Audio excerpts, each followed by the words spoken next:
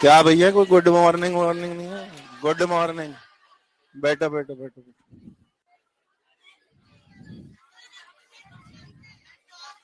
2025 की आपको बहुत बहुत शुभकामनाएं। लाओ। कल क्या हो गया? कल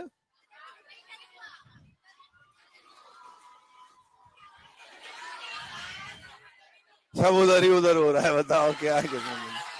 तुम्हारी किस्मत का पोपट तो कल ही हो गया, 1 तारीख को ही। तुमने बुला लिया चाचा को, 12 बजे क्लास चल गई 1 बजे तक। है धोखा ही धोखा हो रहा है तुम्हारा।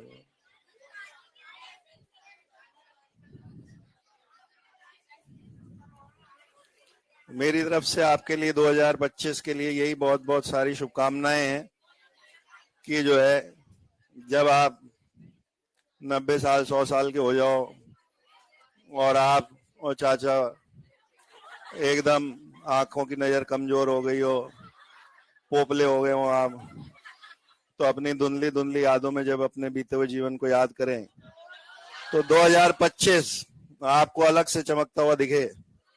यही वो साल था जिसमें हमने अपने सफलता के झंडे गाड़े थे और हमारे नाम के प्रेफिक्स में डॉक्टर वर्ड लगा था।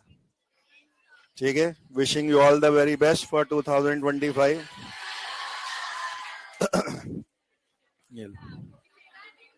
Thank you.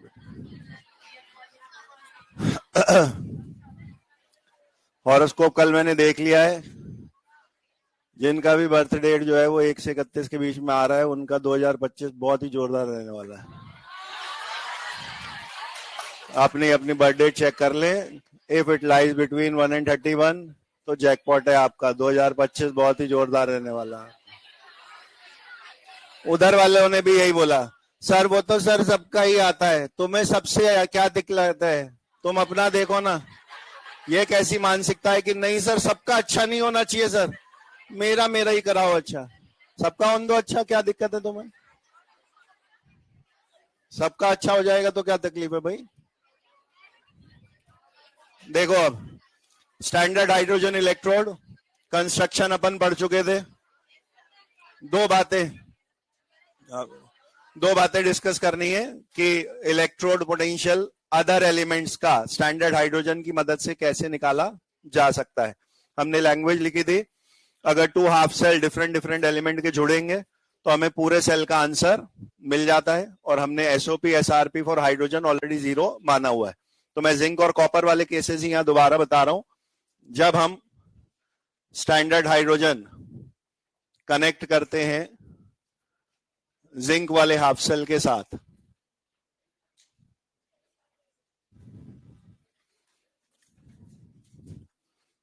तो जिंक वाले हाफ सेल में तो हो रहा होता है ऑक्सीडेशन।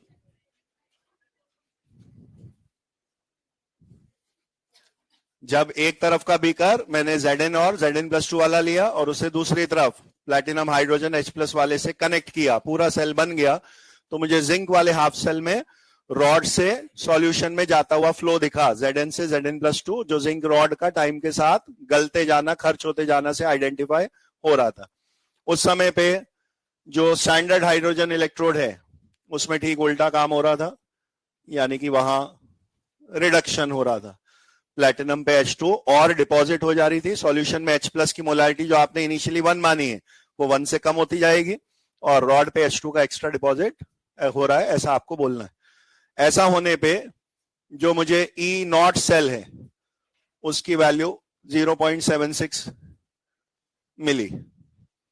ये मुझे वो डिफ्लेक्शन था जो दोनों हाफ सेल के बीच में आपने वोल्टमीटर लगा रखा था, उसमें मुझे ये पोटेंशियल मिला था।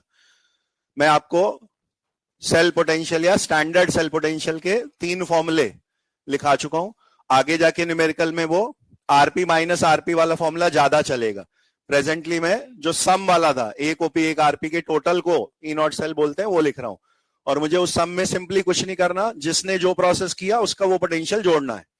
तो मैंने कहा ये जो E0 सेल मुझे 0.76 मिला है, इसमें एक एसओपी नंबर भी एडेड है, एक एसआरपी नंबर भी एडेड है। किसका कौन सा? जिसने जो किया। तो Zn और Zn+2 वाला जो पेयर है उसका यहां SOP कंसिडर्ड है, और SRP हाइड्रोजन और H+2H2 वो वाला कंसिडर्ड है। हाइड्रोजन को इससे कोई फर्क नहीं पड़ता कि वो कौन से पोटेंशियल में काउंट हो रहा था, क्योंकि उसको तो दोनों में ही 0 मानना था, तो आपने उसको SRP में भी 0 रख दिया।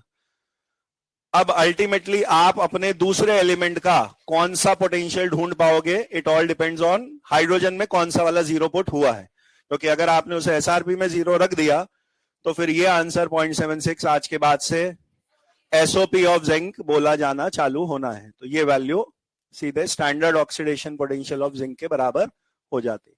हम सेम एलिमेंट के लिए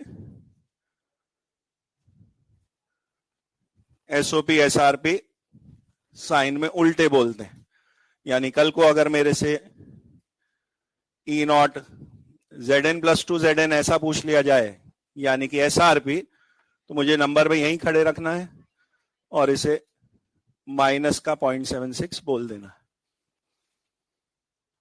तो ये इलेक्ट्रोकेमिकल सीरीज का नक्शा यहां से चालू हो रहा है। जब आप ECS पढ़ेंगे तो वो सारी SRP वैल्यूज की लिस्ट है, और उसमें कहीं बीच में एक जगह 0 लिखा दिख रहा होता है, एक तरफ 0 से सब -1 2 3 में चल रहे होते हैं, एक तरफ +1 2 3 में चल रहे होते हैं। तो आप अब इन पोटेंशियल का, अपन ने लास्ट टर्न की डेफिनेशन में बोला था, अल्टीमेटली इन पोटेंशियल का काम क्या है, क्या काम है, जो जिस पोटेंशियल में बढ़ा वो उस काम में बेटर है, यही बताना है। तो अब मैं अगर जिंक के SRP इस नंबर पे पहुंचा और हाइड्रोजन का SRP मैं 0 बोल रहा हूं, तो ये दोनों नंबर कंपेयर करने पे मैं ये बोल रहा हूं कि इस समय जिंक वाला जो एलिमेंट है उसका SRP लोअर देन हाइड्रोजन है, या उल्टा बोल दूं, हाइड्रोजन का SRP is greater than zinc. तो इसका मतलब क्या हुआ, हाइड्रोजन के रिड्यूस होने की टेंडेंसी ज्यादा है एज कंपेयर टू जिंक। ठीक है,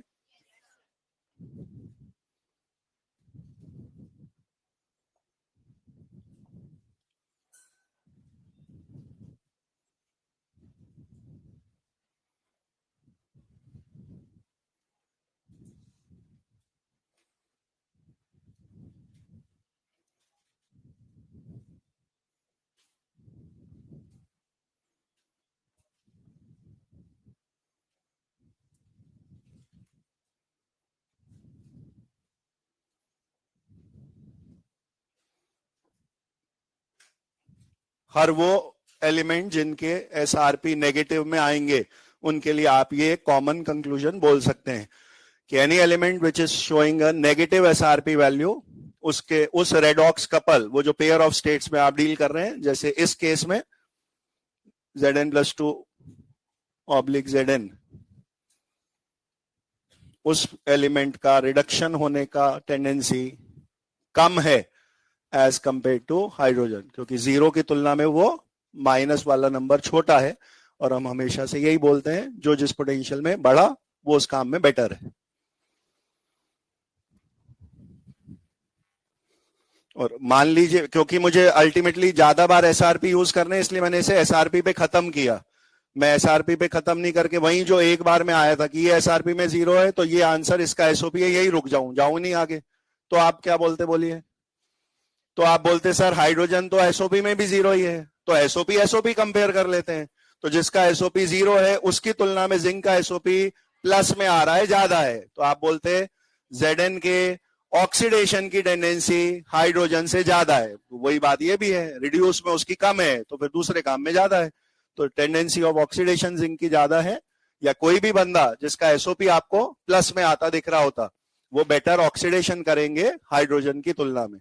हम वो स्टेटमेंट्स SRP के टर्म्स में ही ज्यादा बोलते हैं, इसलिए मैंने उसको साइन बदल के पहले SRP बना लिया और फिर कंक्लूजन लिखा। एग्जैक्टली यही सिचुएशन जब हमने उस स्टैंडर्ड हाइड्रोजन को कॉपर वाले हाफ सेल के साथ जोड़ा,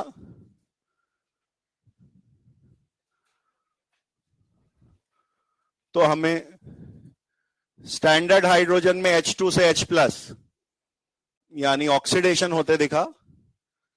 टाइम के साथ साथ H+ की मोलैरिटी 1 से ज्यादा होने लगी, यानी रॉड से H2 हट के H+ में आ रहा था, और हमें कॉपर वाले हाफ सेल में रिडक्शन होते दिखा।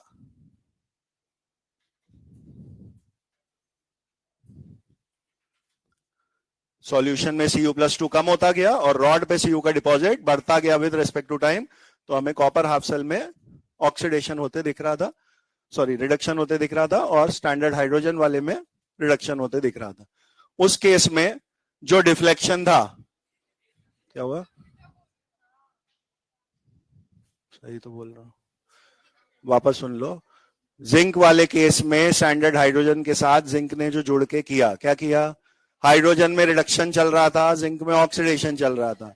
Zn जैसा ही एक मेटल है कॉपर, लेकिन कॉपर वाले हाफ सेल को हाइड्रोजन से जोड़ने पे बिहेवियर अलग दिखा मुझे। अब स्टैंडर्ड हाइड्रोजन में रिडक्शन नहीं, ऑक्सीडेशन हो रहा था, H2 से H+ जाने वाला, ग्रेटर देन 1 H+ आने लगा विद टाइम।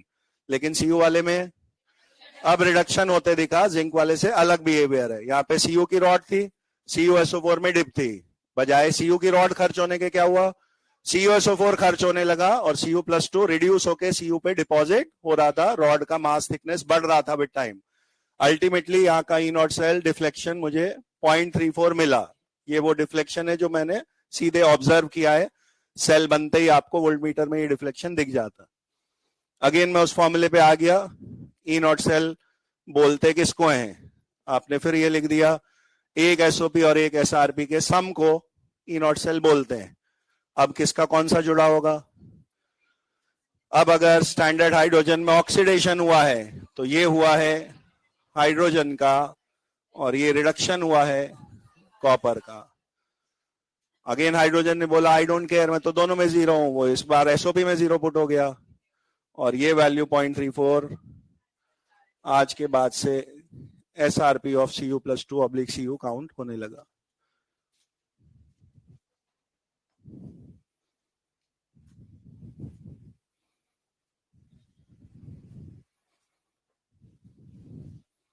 क्योंकि हम कंक्लूजन अल्टीमेटली SRP में ही लिखना चाह रहे हैं, तो इसको साइन बदल के वैसे मैं को SOP में -0.34 बोल सकता हूं, बट हम सेंटेंस SRP में ही बोल रहे हैं। कैसा बनेगा सेंटेंस इस बार, इसका SRP प्लस में है जब हाइड्रोजन का जीरो है, तो जीरो से SRP में ज्यादा होने का मतलब है इसकी टेंडेंसी टू रिडक्शन हाइड्रोजन से और ज्यादा है।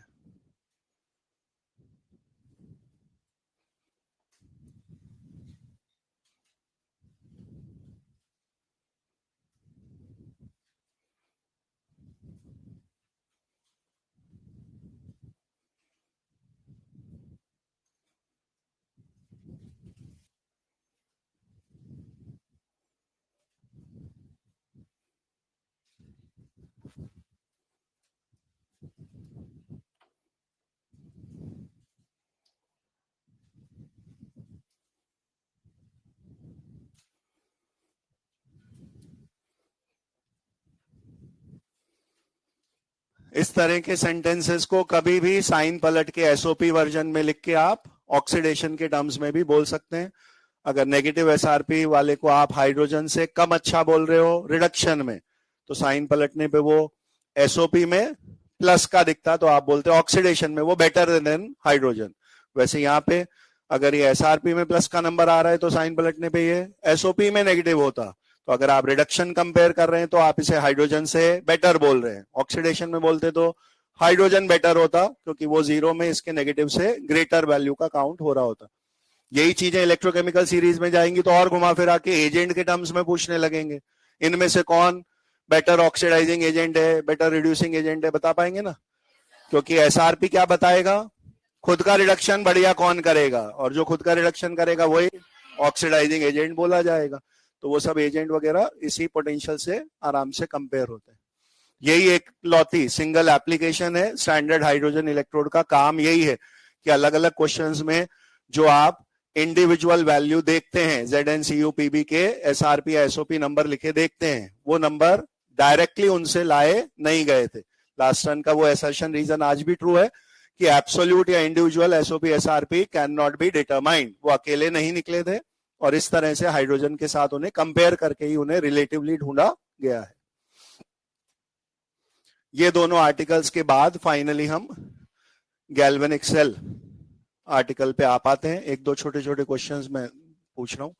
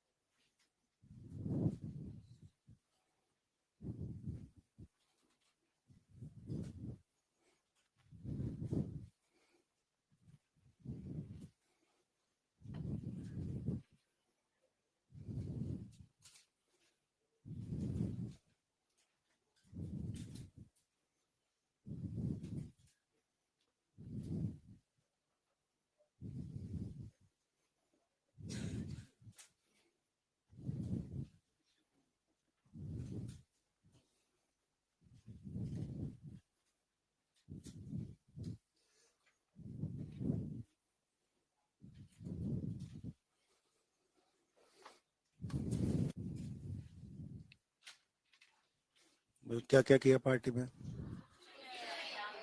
कुछ भी नहीं करा। हद्दी करते हो यार तुम। एसी ऑन है बेटा। अरे है ऑन है।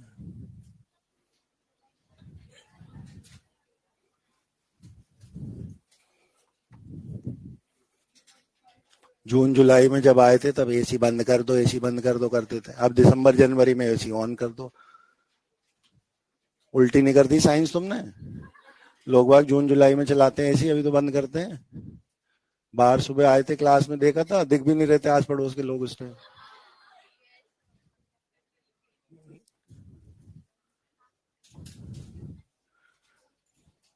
तो क्यों पार्टी क्यों नहीं करी तुमने न्यू ईयर में? हैं?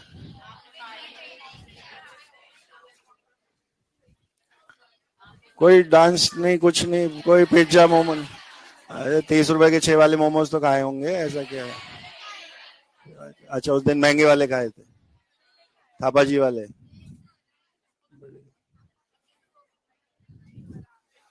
आप ऐसे पार्टी भी कैसे करेगा आदमी जब 6 बजे तो क्लास ही रख दी है? 1 तारीख को बिल्कुल एकदम ऐसा एहसास हो जाता है कि सब जो है ना, मिथ्या है जीवन जो है।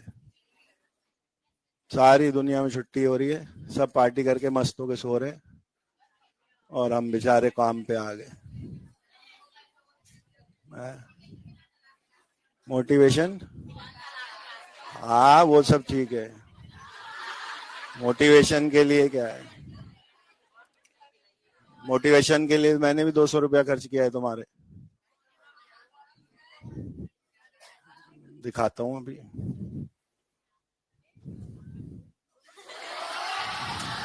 तुम्हारे लिए लगवाया है मैंने। अब जब भी तुम मेरे से कुछ भी आओगे मोटिवेशन करने, तो इतने लेक्चर बार बार वही सुनाना पड़ता है, ऐसे करो वैसे करो।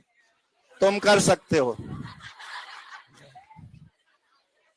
शॉर्टकट में मोटिवेशन। बोलो भैया, ये पहले का आंसर है।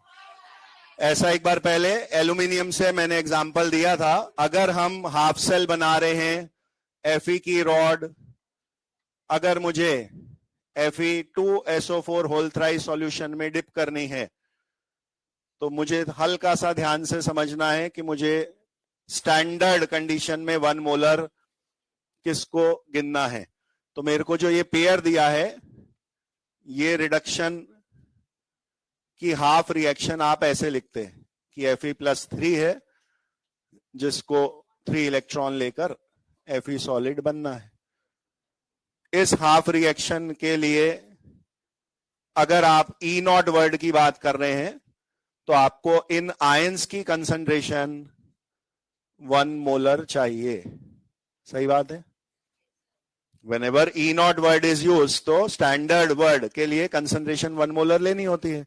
तो आपने फेरिक एंड Fe के पेयर के लिए Fe सॉलिड ऐसे सॉल्यूशन में डिप किया होगा जहां पे फेरिक आयंस की कंसंट्रेशन 1 मोलर रही हो। अब ये कंपाउंड कौन है जिससे फेरिक आयंस मिल रहे हैं, वो आंसर इस 1 से बराबर भी हो सकता है और अलग भी। मैं यहां नाम काट के लिख दूं फेरिक क्लोराइड FeCl3, तो मेरा आंसर अलग होगा, क्योंकि FeCl3 में एक ही फेरिक है। जब आप फेरिक 1 मोलर लेंगे तो ही वो फेरिक +3 आयंस 1 मोलर देगा, लेकिन इसके नाम में ट्वाइस फेरिक हैं। तो अगर आप इसका आंसर X लेंगे, तो इससे टूट के आपको Fe+3 2x मिलना है, और वो 2x अगर 1 मोलर के बराबर होगा, तो आपको X का आंसर 0.5 या हाफ मोलर ही चाहिए। लगभग ऐसा ही लॉजिक इस नीचे वाले क्वेश्चन में भी है। 0.3 ये कहां से आया?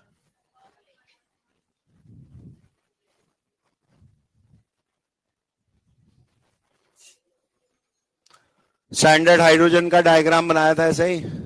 प्लैटिनम पे H2 एड्सॉर्ब्ड है, डिप्ड इन H+, जो स्टैंडर्ड के केस में ऐसे ही 1 होगा। तो फिर पीछे H2SO4 पे तो लौटने का काम ही नहीं बचा। अब तो pH के लिए H+ से आगे जाना है बस।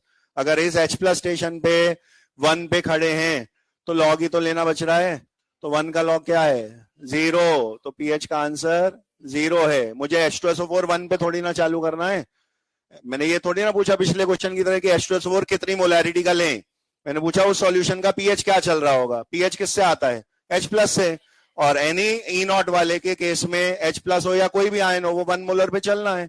SHE के समय पे H प्लस मस्ट बी 1, आपने पढ़ा हुआ है, अगर H प्लस 1 है तो बात खत्म हो गई, माइनस लॉग पे पीएच वुड बी 0। यहाँ पे इन सारे क्वेश्चन में बोला जाए या नहीं, मैंने पिछले में नहीं बोला बट वो भी अंडरस्टूड है, यहाँ पे इनिशियल ही है, क्योंकि अगर ये किसी और हाफ सेल से जुड़ेगा तो इसमें ऑक्सीडेशन या रिडक्शन कुछ तो होगा, तो ये कंसंट्रेशन टाइम के साथ साथ कम ज्यादा होगी। हम केवल शुरुआत की कंसंट्रेशन की बात कर रहे हैं। ऐसी एसएचई में क्या होगा, अभी केस 1 केस 2 बोले, या तो वहां ऑक्सीडेशन या तो रिडक्शन होगा, तो वो H प्लस कंटिन्यू 1 पे मेंटेन नहीं रहेगा। एट द बिगनिंग T बराबर 0 पे आपने उसे स्टैंडर्ड में 1 लिया है, अब अगर वहां ऑक्सीडेशन हो रहा होगा तो H प्लस बढ़ भी सकते हैं, रिडक्शन हो रहा होगा तो H प्लस कम भी हो सकते हैं। सर यहाँ पे काट के नाम एसिटिक एसिड लिख रहा है, वही बात है, एसिटिक एसिड किसी और मोलैरिटी पे चालू हुआ होगा, मे बी उसका C कुछ और था, फिर वो C इंटू अल्फा करके H प्लस दे रहा है, बट C इंटू अल्फा करने के बाद भी उसको H प्लस SHE में देना तो 1 ही पड़ेगा, तो मैं उसका C अल्फा पूछ ही नहीं रहा, मैं तो H प्लस के आगे की बात पूछ रहा हूं। तो फॉर एनी एसिड या नाम बदल के कोई भी एसिड लिख दो, आंसर 0 ही रहेगा। इन SHE H प्लस बराबर 1 है, ये तो फ्रॉम एनी एसिड हो सकता है, आप इससे पहले की बात ही नहीं पूछ रहे, इसके आगे की ही पूछ रहे हो। आई होप क्लियर है ये बात। इस समय H2SO4 की जगह HCl लिख दिया तो सर HCl तो एक ही H प्लस देगा, H2SO4 2 H प्लस देगा, इससे कोई फर्क नहीं पड़ना, क्योंकि मैं उस पिछले क्वेश्चन का, पिछले कंपाउंड का मोलैरिटी नहीं पूछ रहा, वो एक अलग क्वेश्चन होता, H2SO4 कितनी मोलैरिटी का लें, पिछली बार की तरह बोलते 0.5 मोलर, ताकि वो 0.5 मोलर लेंगे तो टूट के 2H प्लस के बाद 1M आ जाएगा। फिर मैंने पूछा नहीं नहीं HNO3 एसिड है, उसकी इनिशियल मोलैरिटी क्या लें, 1 मोलर ही लें ताकि वो टूट के 1 molar H plus they. But जब बात H प्लस तक आ गई तो पीछे ओरिजिनली एसिड कौन था उससे क्या मतलब, C इंटू अल्फा करके भी आया होगा तो H प्लस आना तो 1 ही पड़ेगा ना, अब 1M के आगे तो माइनस लॉग ही लेना बच रहा है, तो for every acid pH of SHE starting में 0 पे ही चालू होगा, क्योंकि H प्लस स्टार्टिंग में 1 था। क्लियर है ये बात।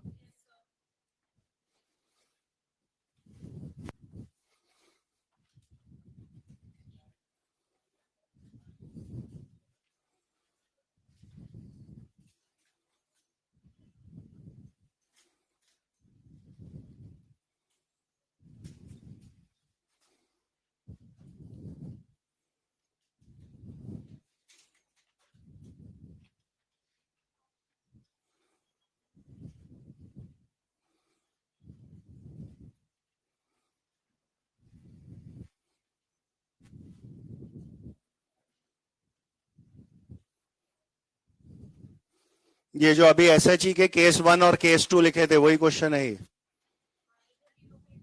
माइनस का 0.8।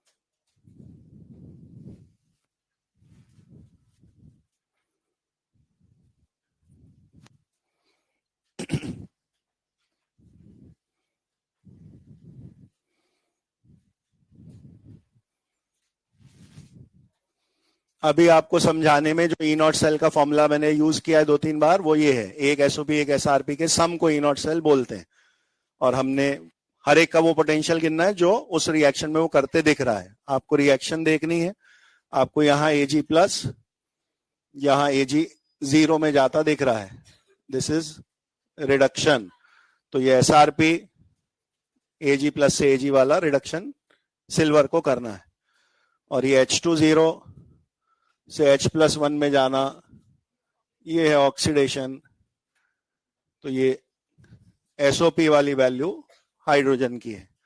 इन दोनों के कॉम्बिनेशन से बने सेल का फाइनल आंसर आपको 0.8 दे रखा है, उसमें से हाइड्रोजन SHE के एजम्पशन की वजह से 0 है, तो हमें सेम आंसर पे या तो रुक जाना है या मैक्सिमम साइन पलट लेना है। हमारा जो आंसर आया वो एजी प्लस से एजी यानी एसआरपी का प्लस में 0.8 आया है, और पूछा हमसे उससे उल्टा गया तो वो साइन में पलट लीजिए।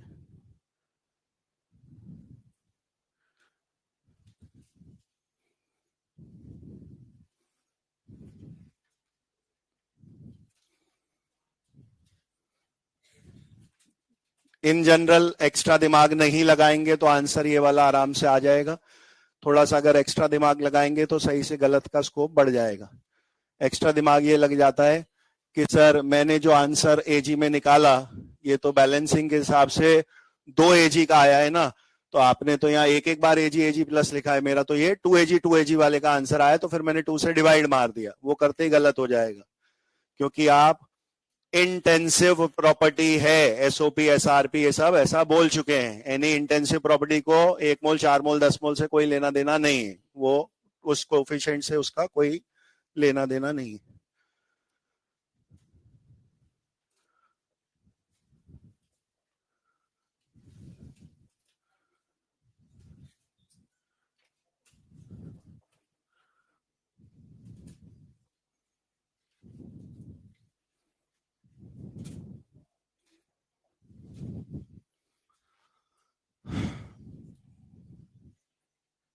आगे जाके आप इसे एज अ स्टेटमेंट अलग से लिखेंगे भी, there will be a formula called delta G is equal to minus n F ई।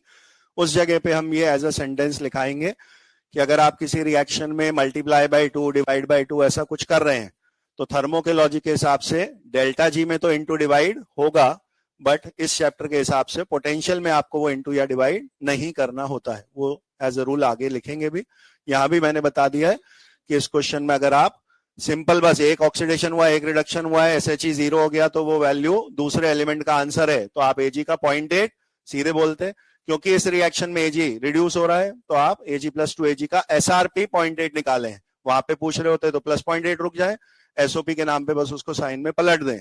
यहां तक करेंगे तो अपने आप सही ही होगा। एक्स्ट्रा ज्यादा ध्यान देने के चक्कर में अगर वो 2 कोफिशिएंट है और उसने 2 से आपने डिवाइड करके पर मोल करके आंसर कुछ निकालने की कोशिश करी, वो यहाँ गलत हो जाएगा। पोटेंशियल में कुछ पर मोल 5 मोल 3 मोल नहीं होता है, एक एलिमेंट का एक फिक्स पोटेंशियल है। E naught value does not depend on the number of moles present. ठीक है, हाँ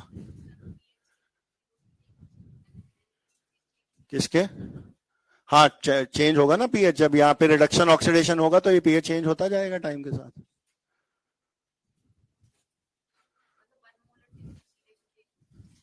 ऑब्वियसली अगर वो हाफ सेल रिएक्शन में पार्टिसिपेट करेगा तो आपने एसएचई बनाया, प्लेटिनम H2 और H+ में डुबो रखा है, तो उसको सेल में ऑक्सीडेशन रिडक्शन कुछ करना है ना।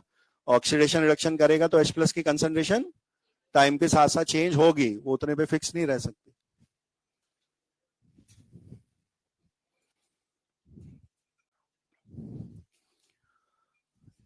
ऑफिशियली हेडिंग हम गैल्वेनिक या वोल्टाइक सेल एक ही चीज के नाम है अब लिख रहे हैं, बट ये दोनों आर्टिकल गैल्वेनिक सेल के ही हैं। आप उसका बैकग्राउंड काफी हद तक पहले से समझ चुके हैं, कुछ ही बातें उसमें अपने को एडिशनली अब पढ़नी है। और जिंक और कॉपर के थ्रू ही पुराने सब एग्जाम्पल इसीलिए समझाए गए थे बिकॉज डैनियल सेल जिसके थ्रू हम गैल्वेनिक सेल पढ़ते हैं वो जिंक एंड कॉपर के कॉम्बिनेशन का ही नाम है, तो हमें ऑलरेडी बहुत सारी चीजें पता है।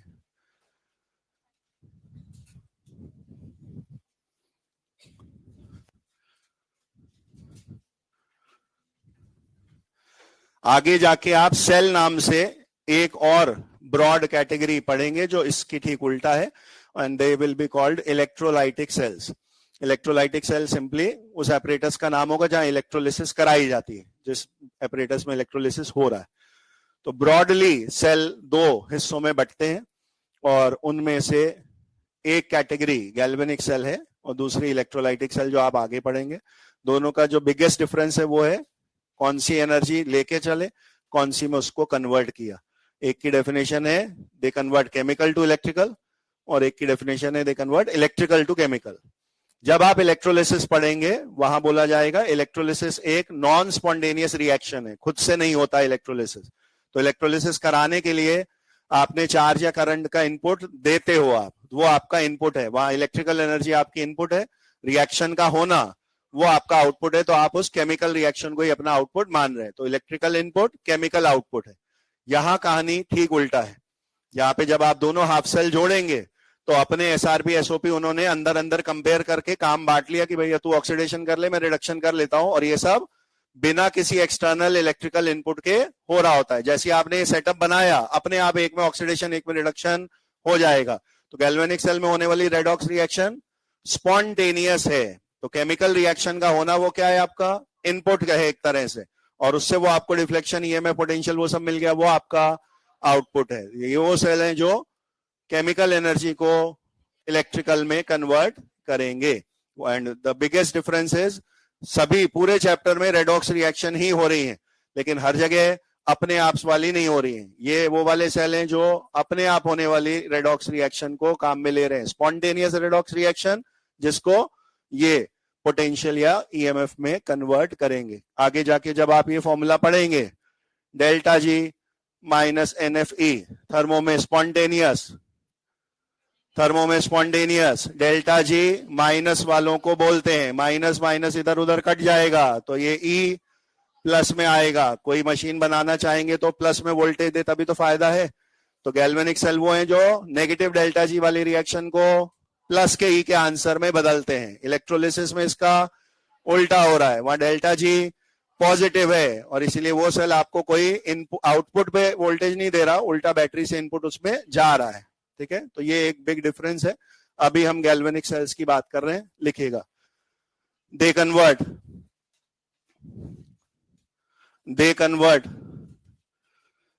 chemical energy of a spontaneous redox reaction. They convert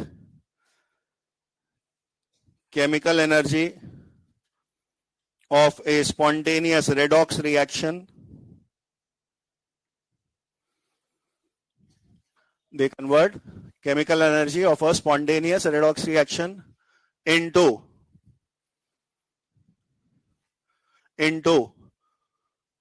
useful EMF.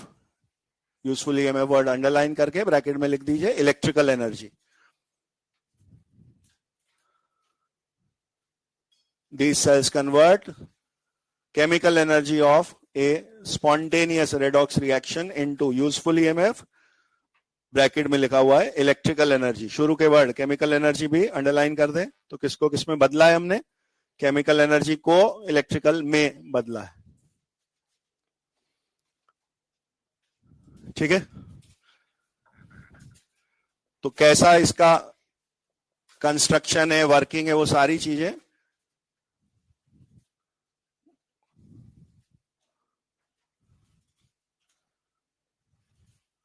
ZnNCu half cell के कॉम्बिनेशन से बनने वाले डैनियल सेल के थ्रू हम समझ रहे हैं। इससे दो चीजें समझनी है आपको। एक, जो भी बातें किसी जनरल गैल्वेनिक सेल में हो सकती है, एनोड कौन बनता है, कैथोड कौन बनता है, प्लस कौन है, माइनस कौन है, करंट किधर से किधर फ्लो करता है, इलेक्ट्रॉन किधर से किधर फ्लो करते हैं, ई नॉट सेल निकालते कैसे हैं, वो सारी बातें इसमें सिखाई जाएंगी। वो बाकी किसी एलिमेंट के न्यूमेरिकल में भी काम में आएंगी, और जेडएन कॉपर के केस में वो सीधे आपको रटी भी होनी चाहिए। तो डैनियल सेल नाम लेके मैं ट्रू फॉल्स करेक्ट इनकरेक्ट कुछ भी डायरेक्ट पूछ सकता हूं कि डैनियल सेल में ऑक्सीडेशन किसका हुआ था, इलेक्ट्रॉन कहां से कहां गए थे, तो वो इनको तो एज अ फैक्ट याद ही रखना है। दिखने में ये जो डायग्राम बनना है, ये पुराने वाले दोनों डायग्राम्स का कॉम्बिनेशन ही है।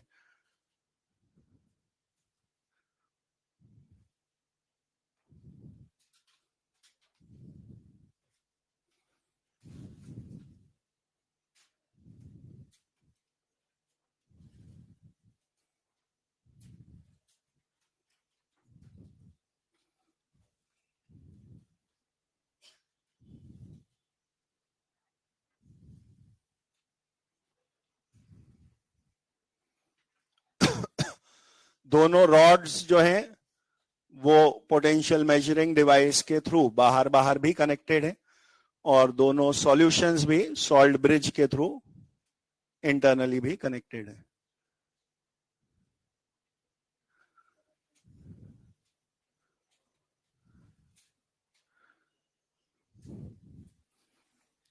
सॉल्ट ब्रिज वर्ड की डिटेल्स पे अभी अपने को नहीं जाना है, उसका क्या चीज उसमें फील्ड है और उसके प्राइमरी फंक्शंस क्या हैं, वो एक थ्योरी वाली चीज है, वो किसी और जगह न्यूमेरिकल में काम में आने वाला कंसेप्ट नहीं है। तो सॉल्ट ब्रिज की थ्योरी अलग से अपन लिखेंगे। अभी बस अपने को ये ध्यान रखना है कि एक इन्वर्टेड ग्लास ट्यूब है यू शेप्ड, जिसके अंदर किसी पर्टिकुलर चीज को फिल किया गया है विद सम पर्टिकुलर पर्पस।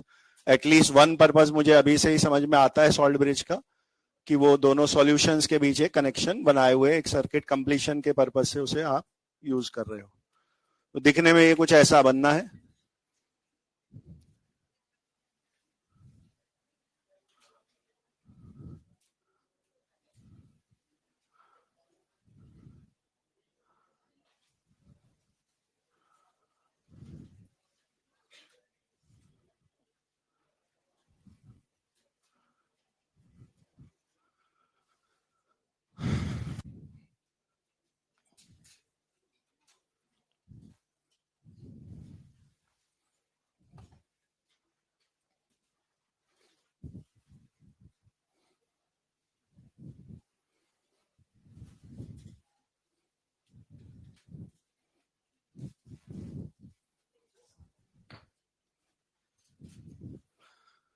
ना कभी इस तरीके का सेटअप आप लैब में खड़े हैं और टेबल पे रखा है, तो टेबल के तो चारों तरफ बच्चे इकट्ठे हो सकते हैं और लेफ्ट राइट वर्ड का कोई फिक्स मीनिंग नहीं है, लेकिन पेपर पे डायग्राम बना हुआ है तो सामने से देखने में सबके लिए लेफ्ट वर्ड का मतलब एक ही है।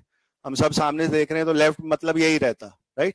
तो आपको एक फिक्स 2D डायग्राम के लिए एक रूल IUPAC ने इस वर्ड के हिसाब से बनवा रखा है कि आपको अपने डायग्राम में लेफ्ट साइड पे हमेशा उसी को ड्रॉ करके दिखाना है जिसमें ऑक्सीडेशन हुआ हो। इफ डैनियल सेल में जिंक में ऑक्सीडेशन हुआ था तो कंपलसरी है आपको कि डायग्राम में आपको जिंक वाला हाफ सेल लेफ्ट में ही ड्रॉ करना है। यानी कल को मुझे कुछ भी नया डायग्राम बन के दिखता है तो मेरे को उसका आधा नक्शा डायग्राम से ही फील आ जाएगा कि जिसको लेफ्ट साइड पे ड्रॉ करा हुआ है मुझे उसमें ऑक्सीडेशन लिखना है, तो अदर वाले पोर्शन में डेफिनेटली रिडक्शन हो रहा होगा। तो यहाँ लोन वर्ड बैंक से जो कर्जा लिया जाता है उसके हर अल्फाबेट से आप एक एक चीज याद रख सकते हैं। लेफ्ट पोर्शन ऑक्सीडेशन दिखाता है, ए वर्ड का मतलब यहाँ एनोड से है और एन वर्ड का मतलब नेगेटिव से है। वन साइडेड वैल्यूज याद रखेंगे तो अपोजिट वाला राइट में रिडक्शन है वो प्लस का है, वो कैथोड है, वो सब अपने आप याद हो जाएगा।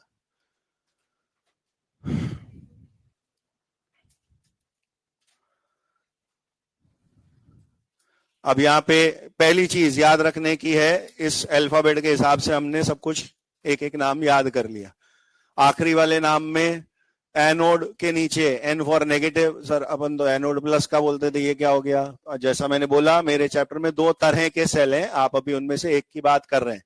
बाद में जब जाके इलेक्ट्रोलिटिक सेल्स आएंगे जिनमें आप रॉड बाहर बैटरी से जोड़ेंगे, वहां पे आप बैटरी के प्लस से जिसको जोड़ेंगे वो रॉड प्लस की काउंट होगी, उसका नाम एनोड होगा, और बैटरी के नेगेटिव से जो रॉड जुड़ेगी कैथोड, वही नेगेटिव की होगी।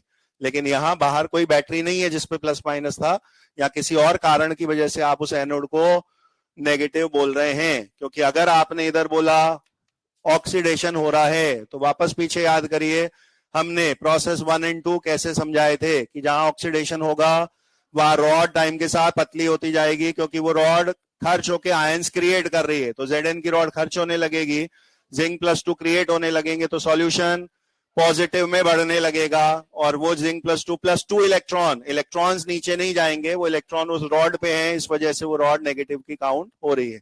या बाहर बैटरी से कोई वो नेगेटिव टर्मिनल से जुड़ी थी इसलिए वो एनोड नेगेटिव था, ऐसा नहीं। इस रॉड का खुद का ऑक्सीडेशन होना है, it is taking active part in the reaction.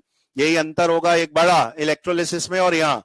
Electrolysis में केवल सॉल्यूशन हीरो है, रॉड्स का काम रिएक्शन में पार्ट लेना नहीं होता इलेक्ट्रोलिसिस में, वो केवल करंट पास करने के लिए यूज होती हैं। जबकि यहाँ सॉल्यूशन भी एक्टिव पार्टिसिपेंट है और रॉड भी एक्टिव पार्टिसिपेंट है, उस रॉड को ही खर्च होना है तभी जाके Zn+2 बनना है, और उस रॉड पे ऑक्सीडेशन से जो इलेक्ट्रॉन रिच होती गई वो रॉड, वही उसका कारण है, उसको आप नेगेटिव गिन रहे हैं। दूसरी तरफ क्या हो रहा होगा, कॉपर +2 सॉल्यूशन से रॉड पे Cu बनना चाह रहे हैं, वो Cu+2 रॉड पे चढ़ गए, इसलिए वो रॉड प्लस की काउंट होगी। सॉल्यूशन में से प्लस हट रहा है तो सॉल्यूशन नेगेटिव उसके तरह से बिहेव कर रहा होगा। तो फिर यहाँ Cu+2 को Cu बनने के लिए जो इलेक्ट्रॉन चाहिए वो कहां से आए होंगे? वो जो यहाँ इलेक्ट्रॉन है वो यहाँ परमानेंटली बचे नहीं रहेंगे, वही बाहर की बाहर आने हैं, जिसको आप, अगर मैंने पूछा डायरेक्शन ऑफ इलेक्ट्रॉन फ्लो, तो आपको इलेक्ट्रॉन्स, और इसको एरो को भी बाहर ऊपर की तरफ बनाएं और इस जगह पे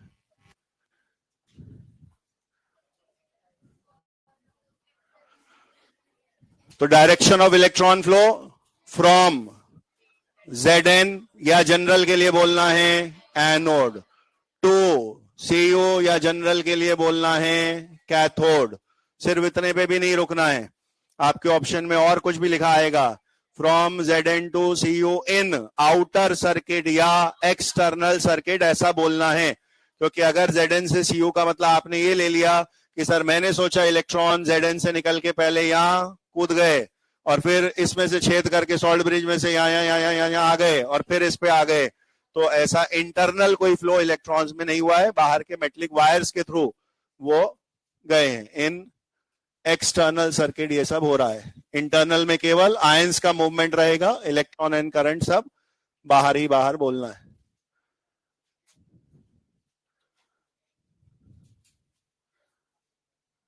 एक कोई सा बोल देंगे तो दूसरे का डायरेक्शन अपने आप प्रेडिक्ट हो जाता है। अगर आप इलेक्ट्रॉन फ्लो जानते हैं तो उससे अपोजिट में डायरेक्शन ऑफ करंट बोल दिया जाएगा।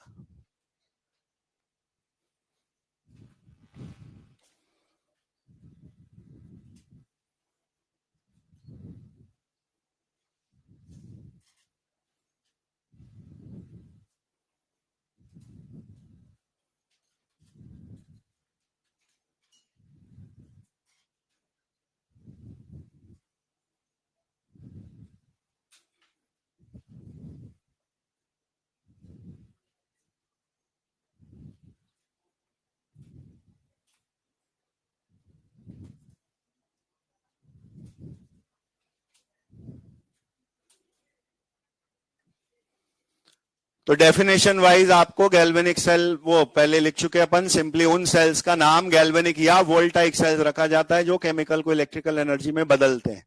कंस्ट्रक्शन के समय आपको ये सब दिखता, जो रॉड एंड रॉड हैं वो बाहर बाहर जुड़े हैं मेटलिक वायर्स के थ्रू उनमें, और वोल्ट मीटर के थ्रू उनमें बाहर बाहर कनेक्शन बनाया गया है। Solution to solution salt bridge के थ्रू आपस में जुड़े हैं। पूरा डायग्राम देखने पे आपको एक क्लोज्ड सर्किट जैसा बना हुआ दिखेगा कि कुछ डिसकनेक्टेड चीज नहीं है, कहीं ना कहीं कुछ तालमेल बैठ रहा है। और अपने को ये बोला गया था शुरू से ही, इसके पहले वाले आर्टिकल से ही, कि अगर दो प्रोसेस एक रेडॉक्स रिएक्शन में होने हैं तो दो बंदे आपके पास होने चाहिए। इसमें zinc and copper are those two elements, और इनमें ऑक्सीडेशन रिडक्शन कुछ इस तरह से बटा हुआ है। लेफ्ट पोर्शन वाले जिंक में मुझे ऑक्सीडेशन होते दिख रहा होगा, और राइट पोर्शन कॉपर सल्फेट वाले में मुझे रिडक्शन होते दिख रहा होगा। ये सारी बातें छोटी छोटी आपसे वन बाय वन पूछी जा सकती हैं। पहली चीज जो अपन रट सकते हैं दैट इज लोन वर्ड, उससे एक तरफ के साइन पोलैरिटी नाम क्या हो रहा है वो पता लग जाता है। तो राइट हैंड साइड पे क्या क्या हो रहा होगा वो आप उससे अपोजिट आराम से गेस कर सकते हैं। अब ये सारी बातें जो डायग्राम में दिख रही हैं, इनमें से किसी भी एक को मैं इंडिविजुअली पूछ सकता हूं। अगर मैंने किसी क्वेश्चन में आपसे पूछा सेल में होने वाली रिएक्शन लिखिए, अगर मैंने किसी क्वेश्चन में पूछा डायग्राम बना के सेल में होने वाली रिएक्शन लिखिए, ये 3-in-1 क्वेश्चन है, सेल रिएक्शन सीधे नहीं बताई जा सकती, पहले एनोड की अलग कैथोड की अलग अलग लिखनी पड़ेंगी, उन्हें हाफ रिएक्शन बोलते हैं। उनको बैलेंस में electron loss gain equal to करके काटा जाएगा, तब एक सेल रिएक्शन आएगी। यहां क्या लिखा है एनोड पे पता है मुझे, लोन वर्ड के हिसाब से ऑक्सीडेशन जो जिंक पे होना है, तो Zn+2 2 इलेक्ट्रॉन्स में चेंज हो रहा होगा, ये ऑक्सीडेशन हो गया एनोड पे। ठीक बात है। मैंने पहले एक बार बोली थी चीज आपसे, यहाँ पे फिर अब वो पहली बार लिखा दे रहा हूं। हाउ विल आई आइडेंटिफाई कि ये यहां हुआ है?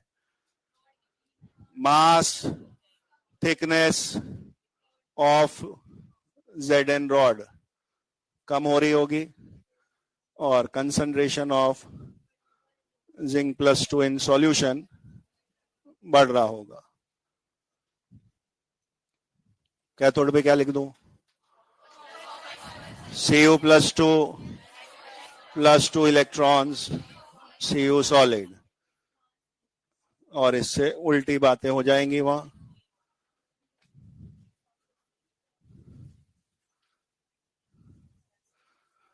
मास एंड थिकनेस कॉपर पे एक्स्ट्रा डिपॉजिट होने की वजह से बढ़ता दिखेगा, सॉल्यूशन से Cu+2 हट रहे हैं तो उनकी मोलैरिटी कम होते हुए दिखेगी।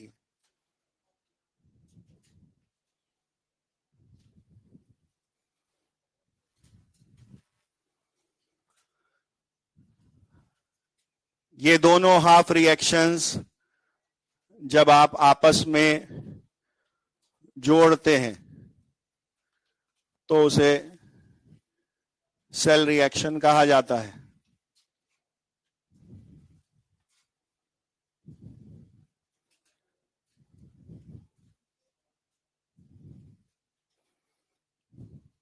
अभी के लिए मैं सिर्फ ये लिख रहा हूं कि सेल रिएक्शन इक्वल टू है anode plus cathode half reactions, लेकिन ये ट्रू नहीं है, ये ट्रू नहीं है। जैसे मोलर कंडक्टिविटी कॉलरॉश लॉ में ऐसा बोलते हैं, सेंटेंस बुक्स में ये लिखा हुआ है कि lambda m nought of compound is the sum of lambda m nought of ions, लेकिन AX BY कंपाउंड में तो लैम्डा एम नॉट में into x into y coefficient का मल्टीप्लाई भी तो होता है, उसके बाद वो आपस में ऐड होते हैं। वैसे ही यहाँ अल्टीमेटली तो ऐड होंगी हाफ रिएक्शंस, लेकिन डायरेक्टली ऐड होंगी ये ऑलवेज जरूरी नहीं है। कभी कभी उनमें कुछ पहले से इंटू 2 3 4 करोगे फिर ऐड होंगी, वो क्यों करना है?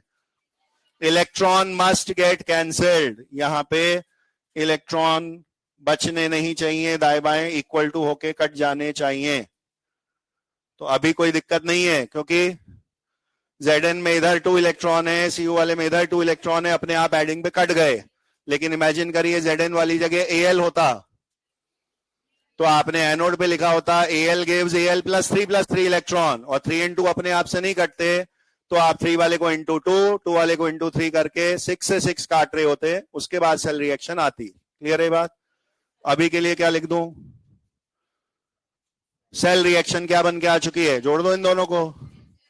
Zn solid plus Cu+2 aqueous gives Zn plus 2 aqueous plus Cu solid।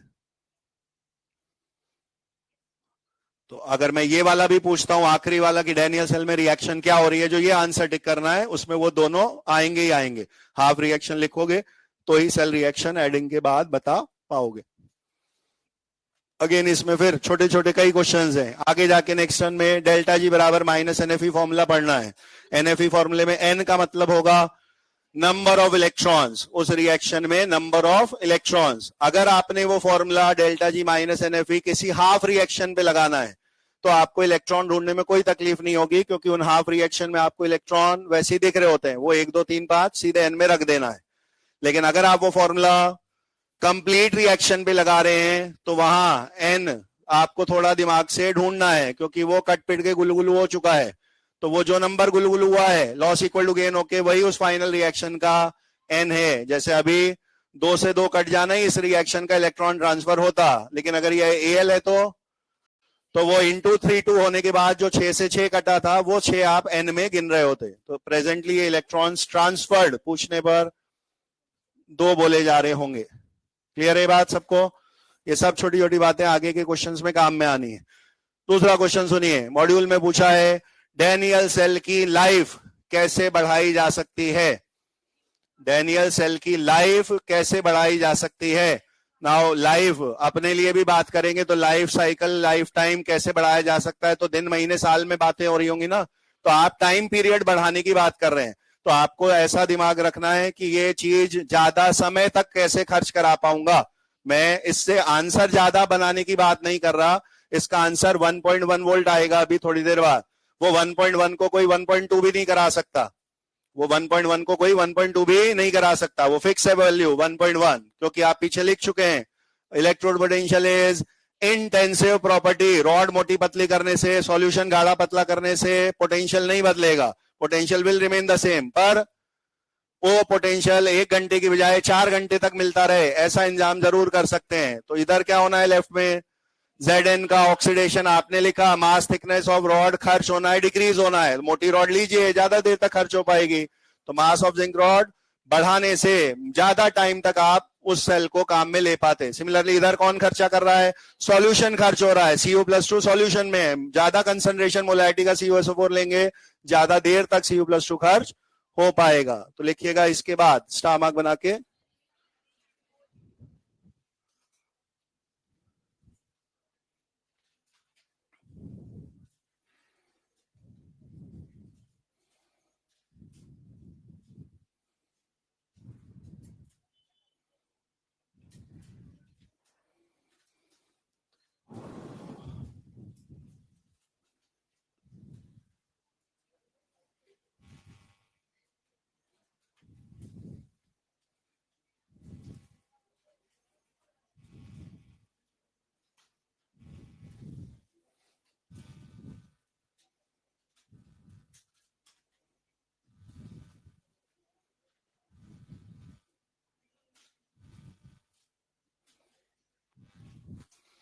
Words used आते हैं generally, life of Daniell cell can be affected by या कैन बी इंक्रीज्ड बाय, उस चीज के जवाब ये दोनों आंसर हैं। But these two answers are not affecting the answer जो उस सेल को देना है। वो सेल पोटेंशियल इन बातों पे डिपेंडेंट नहीं है, ओनली टाइम, जितने देर तक आप वो सेल काम में ले पाएंगे उसको बढ़ाने के लिए ये चेंजेस कर सकते हैं। लेफ्ट हैंड पोर्शन में इलेक्ट्रोड कंज्यूम हो रहा होता है, तो मास थिकनेस ऑफ इलेक्ट्रोड ज्यादा लेना विल एंश्योर देर तक उसको आप खर्च कर पाए। राइट हैंड पोर्शन में इलेक्ट्रोलाइट कंज्यूम होता है, वो इलेक्ट्रोलाइट जितनी ज्यादा कंसंट्रेशन का होगा उतना ज्यादा देर तक आप उन आयंस को खर्च कर पाएंगे।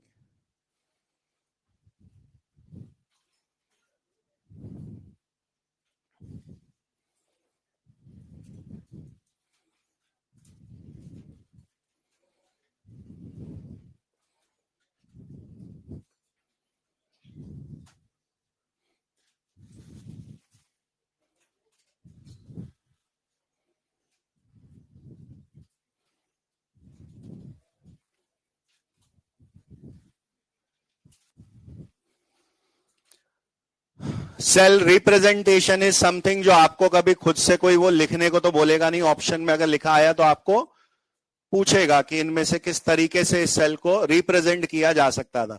तो वो जो पूरा डायग्राम बना के लिखा गया था जो यहाँ रिएक्शन में आपको होता दिख रहा है, उसी को शॉर्ट में कॉम्पैक्ट में करके लिख देना, जिसके पढ़ने से पूरी कहानी सेल की समझ में आ जाए, उसको सेल रिप्रेजेंटेशन बोलते हैं।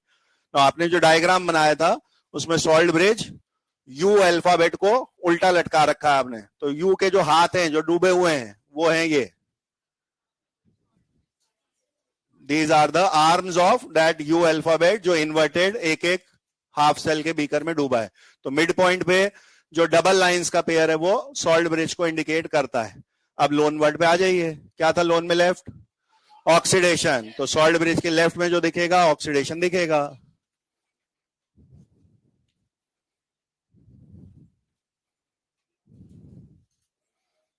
अभी भी आपको लेफ्ट में ऑक्सीडेशन ही दिख रहा है, लेकिन वो पूरा बैलेंस ना करके केवल शॉर्ट में लिख देने में क्या करना है, जिसका ऑक्सीडेशन हुआ उसका छोटी वाली स्टेट का नाम सिंगल लाइन, बड़ी वाली स्टेट का नाम। तो Zn कहां से कहां गया था, Zn 0 से Zn+2, तो 0 पहले बोला फिर सिंगल लाइन +2 जिस बड़े में वो गया। ये सिंगल लाइन यहां क्या दिखाती है, हर उस जगह ये सिंगल लाइन बनानी है आपको जहां स्टेट चेंज हो रहा हो।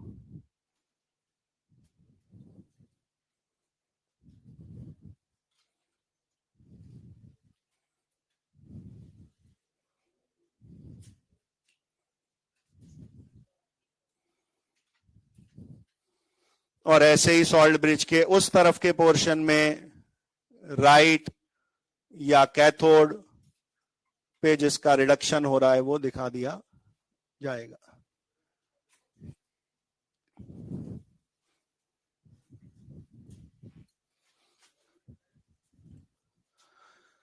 सेल रिप्रेजेंटेशन लिखने में एक दो छोटी छोटी बातें ध्यान रखनी है अपने को, और आपको 99.9% जिन चीजों में डील करना है उसमें दाएं बाएं दोनों चीजें मेटल हाफ सेल्स होंगी। तो मेटल हाफ सेल्स में मेटल खुद 0 के हैं और उन्हें आयंस में प्लस के आयंस बनाना है।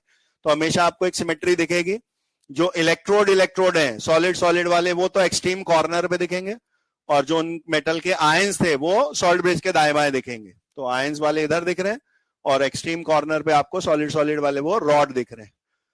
ये 0.1% में इनकरेक्ट हो सकता है, और उस केस में हो सकता है जब मैं कोई ऐसा इलेक्ट्रोड डिजाइन करूं जिसमें मेटल ना होकर मैंने प्लैटिनम पे कोई गैस एड्सॉर्ब कराई थी, लेकिन उस गैस के जो आयंस हैं वो पॉजिटिवली चार्ज नहीं, नेगेटिवली चार्ज थे। तो फॉर एग्जांपल मैंने Cl2 गैस ली, प्लैटिनम पे एड्सॉर्प्शन करा दिया, PtCl2, ये तो मेरी रॉड का नाम है, और उसको डिप कराया तो वो Cl- है। अब आपको सीक्वेंस इधर उधर दिख सकता है, क्योंकि अगर मैंने इस पोर्शन में क्या लिखना चाहा, ऑक्सीडेशन लोन वर्ड के हिसाब से, तो आप मेटल के केस में तो 0 से प्लस ऑक्सीडेशन दिखा पा रहे हो, बट Cl2 से Cl- तो नहीं हुआ ना ऑक्सीडेशन, तो आपको Cl- बाहर और Cl2 अंदर दिखता, तभी तो सीक्वेंस ऑक्सीडेशन बोलेगी। तो आपको Cl- कॉर्नर पे दिख रहा होता तब, और Cl2Pt बीच में दिख रहा होता, तभी आप उसे ऑक्सीडेशन बोल पाते। इधर भी वैसा ही है, इधर किसको कोने पे देख रहे हो आप, मेटल रॉड को, लेकिन क्लोरीन के केस में अगर आपने Cl2 उधर लिख दिया तो Cl- से Cl2, वो तो ऑक्सीडेशन हो गया। क्या लिखना है, Cl2 0 से Cl- बने तो Cl2 जो Pt पे एड्सॉर्ब्ड है वो सॉलिड तो बीच में आ गया, और Cl- एक्वस वो कोने पे दिखने लगेंगे। तो इसलिए मैं ये लाइन लिखा ही नहीं रहा कि मुझे कॉर्नर पे इलेक्ट्रोड दिखते हैं और आयंस बीच में दिखते हैं, वो जैसा सिचुएशन होगी अपने आप दिख जाएगा। इन केस ऑफ मेटल्स लेकिन क्या दिखेगा, सॉलिड सॉलिड कॉर्नर्स पे दिखेंगे, और वो जिन आयंस में कन्वर्टेड थे वो सॉल्ट ब्रिज के आजू बाजू दिखेंगे। मैं ये 2 पॉइंट्स कुछ और बताना चाह रहा हूं। पहली चीज, यहां जो आजू बाजू में आयंस लिख रहे हो आप, हो सकता है क्वेश्चन में यहां आयंस नहीं उस पूरे कंपाउंड का नाम लिखा आ जाए जो आपने लिया था। जैसे मैं यहां ZnSO4 पूरा लिख दूं तो भी चलेगा, यहां CuSO4 पूरा लिख दूं तो भी चलेगा। तो नेम ऑफ इलेक्ट्रोलाइट्स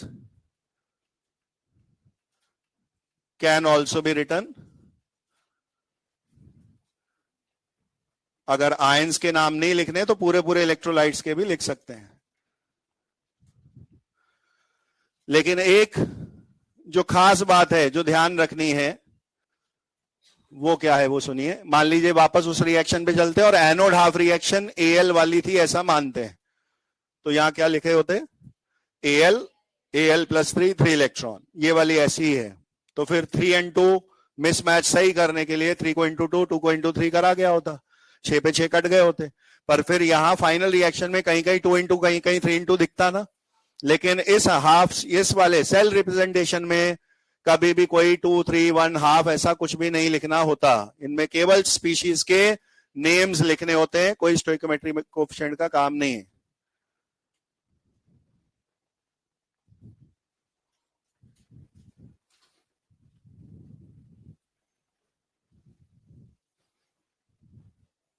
जैसे अपन ने 0.80 वाला क्वेश्चन किया था Ag+ हाइड्रोजन वाला, तो अगर वहां पे आपको Ag+ से Ag में रिडक्शन होते दिख रहा था तो वो पूरी रिएक्शन में ट्वाइस Ag+ ट्वाइस Ag था, लेकिन इस तरफ लिखा मुझे कैसा दिखेगा, Ag+ ऑब्लिक Ag, बस ये लिखना है, 2Ag+ गिव्स 2Ag, ऐसा नहीं लिखने की जरूरत है सेल रिप्रेजेंटेशन में।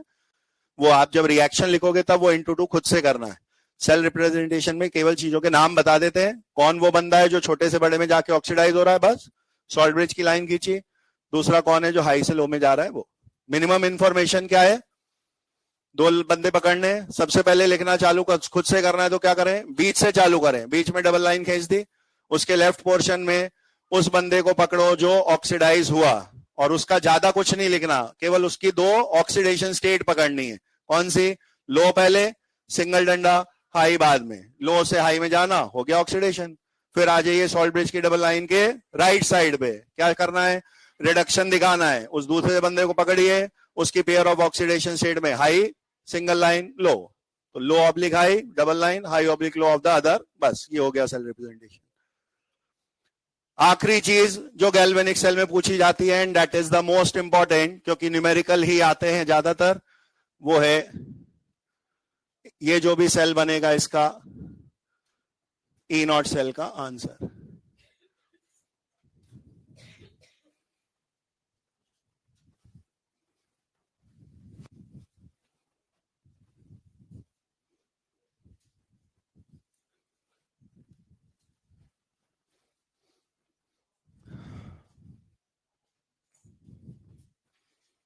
पहले भी मैंने बोला था 3 फॉर्मूले हैं, तीनों में से किसी एक की प्रैक्टिस हम ज्यादा करेंगे और वो ये सेकंड नंबर वाला होगा। अब आपको क्वेश्चंस में मोस्टली एसआरपी के डेटा दिए होंगे तो आप इस सेकंड वाले से ज्यादातर आंसर निकालेंगे। है ये तीनों एक ही?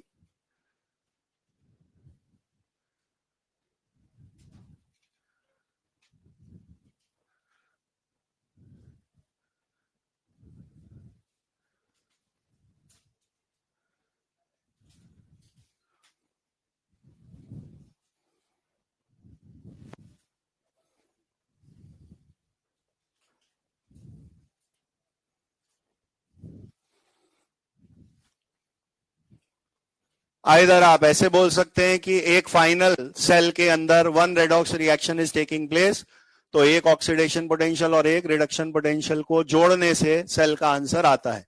किसका क्या जोड़ना है? जिसने जो किया। तो अगर एनोड पे लोन वर्ड के हिसाब से ऑक्सीडेशन होना है तो एनोड वाली साइड का एसओपी इसीलिए जोड़ा जा रहा है, और कैथोड राइट पोर्शन में रिडक्शन हो रहा था तो उधर वाले का एसआरपी जोड़ा जा रहा है। इनमें से जैसे ही किसी की कंडीशन स्टैंडर्ड नहीं रहेगी नर्स इक्वेशन के समय, सब जगह का नॉट वर्ड हट जाएगा, इसको ई सेल बोलने लगेंगे और इनको भी ओपी एंड आरपी ऐसा बोलने लगेंगे आप। उसके बाद 1 नंबर से ही 2 नंबर 3 नंबर क्रिएट हुए हैं, क्या करना है? केवल साइन पलटा दो वाली बात। तो ये ऐसे का ऐसा यहां उठा लाया आगे, और इस वाले को साइन पलट के बोला तो माइनस एसआरपी एनोड दिखता, या एसओपी एनोड ऐसे का ऐसा उठा लिया और इस वाले को साइन पलट के लिख दिया तो ये माइनस का एसओपी ऑफ कैथोड दिखता। अब ध्यान से सुनिएगा, सबसे इंपॉर्टेंट बात।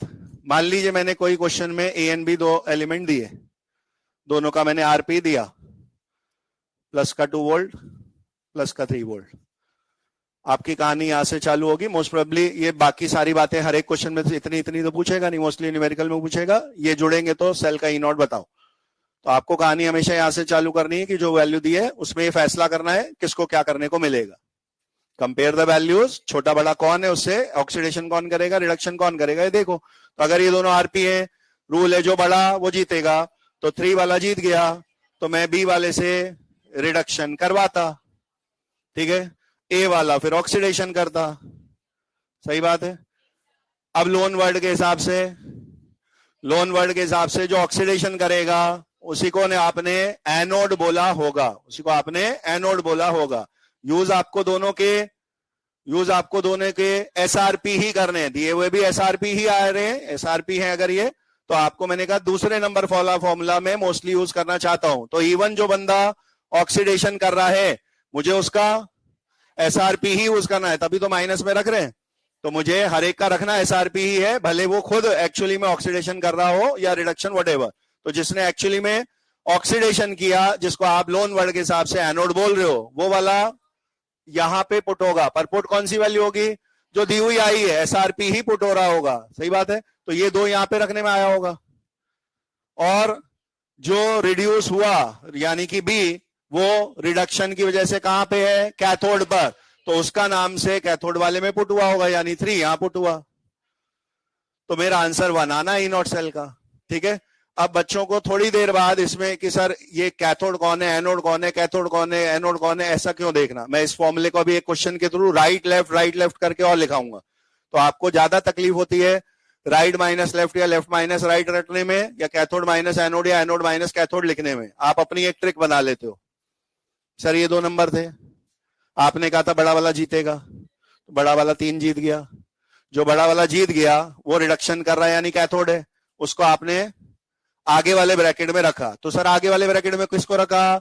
जो बड़ा निकला। और जो हार गया ऑक्सीडेशन, वो एनोड कर रहा है, उसको आपने रखा आगे वाले ब्रैकेट में। तो why to write cathode anode, right left दाया बाया, हाई माइनस लो, खत्म हो गई बात। सर गलत है ये कंसेप्ट। कोई ऐसा कंसेप्ट नहीं है कि बड़ा माइनस छोटा करके हम आंसर निकालेंगे। ऐसा इसलिए बोल रहे हैं क्योंकि जब आप इन दोनों को मिलने जुलने की छूट दोगे तो लॉजिक है कि 3 - 2 से आंसर +1 ही आना है। लेकिन मेरे क्वेश्चन में यही ई एक क्वेश्चन की पहचान कराने का तरीका भी है। जैसे थर्मो में पढ़ते थे, इनमें से कौन सी रिएक्शन स्पॉन्टेनियस है या नॉन स्पॉन्टेनियस है, तो डेल्टा जी निकलवाते थे।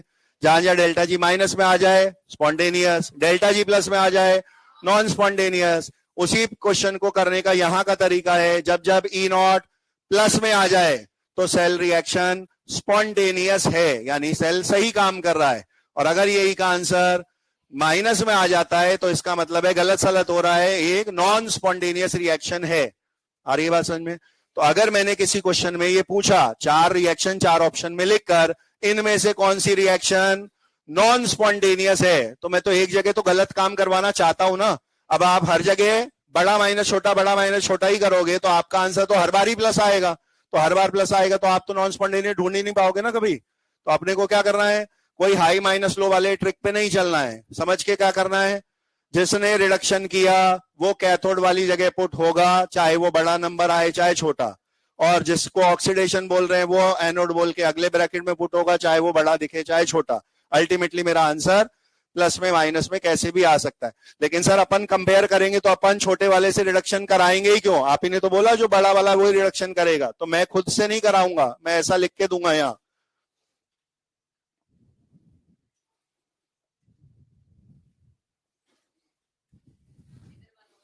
तो नंबर तो मैंने वो वाले लिखे और सेल का रिप्रेजेंटेशन साथ में ये वाला चिपका दिया। तो आपको छूट नहीं दे रहा वो कि आप अपनी समझ से बना लो 2 और 3 से जैसा बने, वो ऑलरेडी बता चुका ये करना है।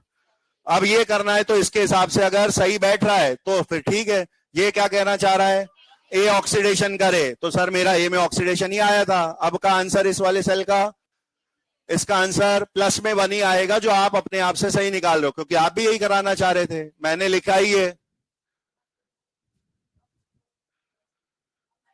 तो आपके अकल के हिसाब से बी को करना चाहिए था रिडक्शन, पर वो तो जबरदस्ती बी से ऑक्सीडेशन करा रहा है। तो आपको बी वाले डेटा को कहां रखने को मिलेगा, एनोड में, यहां तो 3 यहां आएगा और 2 यहां आएगा। और तभी आप नेगेटिव का आंसर निकाल के बोलोगे भैया आपने गलत बना दिया सेल, इसको सही करो। मेरी बात समझ में आ रही है? क्योंकि अगर मैं लैब में जाके 2 डिब्बे कभी भी कनेक्ट करूंगा तो आपने लेफ्ट में कौन सा डिब्बा रखा है, राइट में कौन सा डिब्बा रखा है, इससे थोड़ी ना फैसला होगा सेल में किसको क्या करना है। वो तो अपने आप ही सही काम ही करेंगे। लेकिन अगर उसने छाप के दे दिया तो वो सही वाला भी देगा और कभी कभी गलत वाला भी देगा। तो गलत वाला पहचानेंगे कैसे, ई नॉट का आंसर नेगेटिव में ला के। तो बड़ा माइनस छोटा ये कोई ट्रिक नहीं है। कब के लिए ट्रू होगी ये ट्रिक, इफ आपको कंफर्म है कि वो एक स्पॉन्टेनियस सेल रिएक्शन है, तो आप ये ट्रिक लगा सकते थे कि हाई माइनस लो और मेरा आंसर प्लस में आता दिखता। हमें तरीका मैं क्या सिखा रहा हूं, तरीका हाई माइनस लो मैंने बोला ही नहीं, मैं तो मना कर रहा हूं। क्या करना है मुझे दोनों नंबर देखने हैं, उनमें किसने ऑक्सीडेशन किसने रिडक्शन किया ये देखना है और उसके ऊपर लोन वर्ड चिपका देना है। जो जैसी रिडक्शन ऑक्सीडेशन का फैसला हो उसके ऊपर लोन वर्ड चिपका देना है। तो जिसमें ऑक्सीडेशन उसको एनोड बोल के यहां रखना है, जिसमें रिडक्शन उसको कैथोड बोल के यहां रखना है। अब ये नंबर छोटे बड़े चाहे जैसे भी दिखे यही मेरा सही आंसर माना जाएगा। क्लियर है? तो अभी इस वाले केस में जिंक एंड कॉपर के लिए निकाल के बता दीजिए। अभी वाले के लिए, इस Zn कॉपर वाले के लिए मेरा ई नॉट सेल का आंसर क्या है, पीछे जाइए। विद हेल्प ऑफ SHE आप E naught of Zn plus 2 Zn minus का 0.76 ऑलरेडी निकाले हुए हैं। वो मैंने दोबारा क्वेश्चन में दे रखा होता तो ये सीधे यहां पे यूज में आ रहा होता। Similarly E not Cu plus 2 Cu plus का 0.34 निकाल चुके हैं। ये दोनों SRP थे, एक SRP एक SOP नहीं था। ये लास्ट में जाके दोनों SRP में ही लिख दिए थे और मैं इन्हें ऊपर 1 नंबर वाले से नहीं 2 नंबर वाले से ही दोबारा निकलवा रहा हूं। कौन आप, अब यहां से क्वेश्चन चालू होता है, इमेजिन करिए न्यूमेरिकल यहां से चालू होता। मैं क्या करूंगा, दोनों SRP कंपेयर करे और कंपेयर करने पे मुझे ये बड़ा दिखा, वो तो पहले से दिख ही रहा था कि कॉपर में रिडक्शन होना है, तो आपने कॉपर से रिडक्शन कराया और वो बनेगा कैथोड। और इस वजह से इस वाले को आप बोलोगे एनोड, क्योंकि ये ऑक्सीडेशन करेगा। और इसको उस फॉर्मूले में रख दें 1.1। ये डैनियल सेल का फिक्स रटा हुआ एक आंसर है जो आपको याद रखना है। तो ये फॉर्मूले में जब आप रखते तो आपको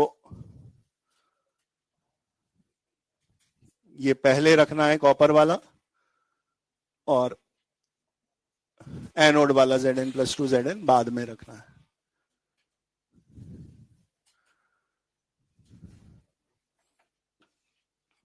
ये आखिरी यूज ही सबसे ज्यादा अपने काम का है, क्योंकि मोस्टली बातें न्यूमेरिकल्स आएंगी। मल्टीपर्पज यूज इस आखिरी चीज का ही है। 0.34 पहली ब्रैकेट में, माइनस माइनस का 0.76 अगली ब्रैकेट में। ब्रैकेटों में रखने की आदत डालें ताकि साइन का कुछ गलती ना हो। आप जो फॉर्मूले के बीच में माइनस लिख रहे हैं, ये माइनस अगली वैल्यू का माइनस नहीं है, ये आपके फॉर्मूले का माइनस है। अगर ये एसआरपी नेगेटिव मान है तो ब्रैकेट के अंदर अलग से नेगेटिव लिखोगे, जैसे यहां लिखा है। क्या आ जाएगा अल्टीमेटली? प्लस का 1.1, क्योंकि ये नंबर भी प्लस में आएगा, प्लस का 1.1।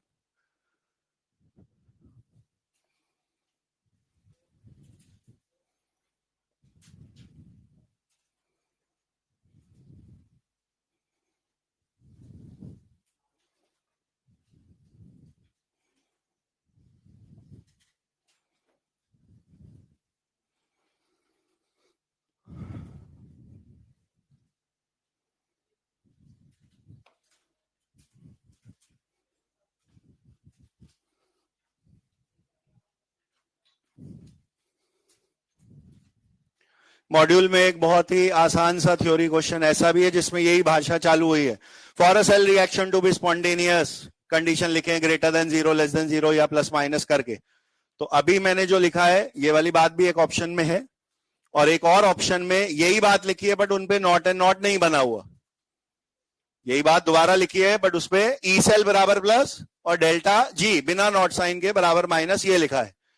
अगर मेरे पे दोनों सिमिलर ऑप्शंस हो जिनमें जी नॉट ई नॉट वाली बात भी है और जी और ई बिना नॉट नॉट साइन वाली बात भी है, तो मुझे बिना नॉट नॉट साइन वाला जो जनरल वाला आंसर है उसको प्रेफरेंस देनी है, क्योंकि G naught E naught standard condition की बात करते हैं। सारी दुनिया के सेल अलग अलग कंडीशंस में ऑपरेट करेंगे, तो स्पॉन्टेनियस होने के लिए जो जनरल वाली कंडीशन है उसका साइन ज्यादा मैटर करता है बजाय स्टैंडर्ड कंडीशन के। जब आप नस्ट इक्वेशन पढ़ोगे किसी खास न्यूमेरिकल में मैं डेटा ऐसा सेट कर सकता हूं कि किसी का ई नॉट सेल माइनस में आ रहा हो लेकिन ई सेल प्लस में आ रहा हो, तो आप उसको स्पॉन्टेनियस रिएक्शन ही बोलोगे, भले वो ई नॉट सेल में नेगेटिव में बैठा हो। क्योंकि जब मैं ई सेल निकाल रहा हूं इसका मतलब है आप स्टैंडर्ड कंडीशन वाला स्टेशन छोड़ चुके हो, तभी तो ई सेल एग्जिस्ट कर रहा है। तो फिर वो स्टैंडर्ड कंडीशन में कैसा था उससे मुझे क्या मतलब, अभी कैसा चल रहा है मुझे तो उससे मतलब है। तो करंट या जनरल सेट ऑफ कंडीशन वाले आंसर को ज्यादा सुटेबल माना जाता है। ये लाइन में यहां लिखा दे रहा हूं, if delta G E and delta G naught E not both are in options,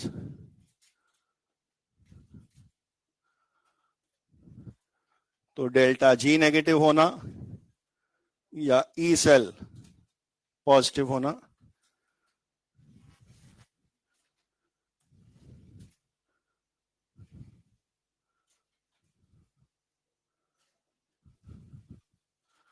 तो स्पॉन्टेनियस का आंसर पूछने पे आपको इस वाले ऑप्शन को प्रेफरेंस देना है बजाय जी नॉट ई नॉट वाले के। ये ऑप्शन में नहीं है तो फिर आप उतने उतने पे बात कर सकते हैं कि ई नॉट प्लस में आ रहा है, आई से कि ये रिएक्शन स्पॉन्टेनियस है, लेकिन ये उस खास सेट ऑफ कंडीशन में ही स्पॉन्टेनिटी चेक हुई है। जब आप जनरल बात करते हैं तो वो उस नए सेट ऑफ कंडीशन के हिसाब से एक मोर करेक्ट आंसर उसको माना जाएगा।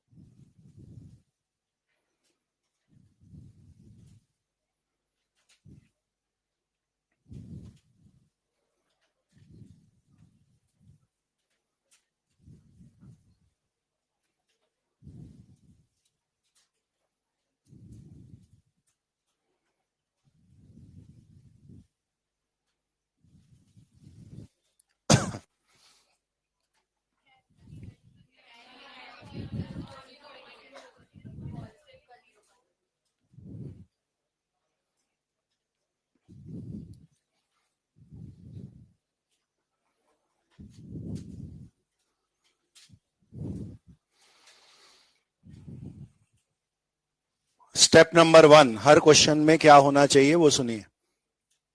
स्टेप नंबर 1 हर क्वेश्चन में क्या होना चाहिए, be it a numerical be it a theory question. चालू कहां से करना है थॉट प्रोसेस, जब भी दो एलिमेंट दिए और उनका कुछ कुछ ई नॉट नाम से कुछ पोटेंशियल दिया है, तो स्टेप नंबर 1 शुड बी ध्यान से पढ़ना कि वो दिया क्या है। मोस्ट ऑफ द टाइम वो एसआरपी दिया निकलेगा, लेकिन इसको बाय डिफॉल्ट मान ना लें, कभी कभी बदमाशी से वो ऑक्सीडेशन पोटेंशियल दे सकता है। प्रेजेंटली ये दोनों एसआरपी हैं, तो बोथ आर एसआरपी, ये हमें दिख रहा है, ये +2 to 0 है। जब दोनों सेम तरीके के पोटेंशियल हैं तभी उन्हें greater than and less than करके कंपेयर किया जा सकता है, और इस कंपैरिजन में मुझे -0.4 वाला ज्यादा दिख रहा है, ये ऑन कंपैरिजन आपको दिखा। ये है स्टेप नंबर 2, साइन के साथ छोटे बड़े की कंपैरिजन करनी है। -0.8 -0.4 में आप 0.4 माइनस को बड़ा बोलते। उसके बाद आ जाइए अपने वही पुरानी कहानी पे, जो जिस पोटेंशियल में बढ़ा उसको वो काम करना है। बात हो रही है एसआरपी की और ये जीता है, तो इसको रिडक्शन करने को मिलेगा, यानी ये कैथोड है यानी ये पॉजिटिव है। तो फिर ये जो बच गया इसके सब उल्टे होने काम, ये ऑक्सीडेशन है, ये एनोड का होगा और इसको हम नेगेटिव बोलते हैं।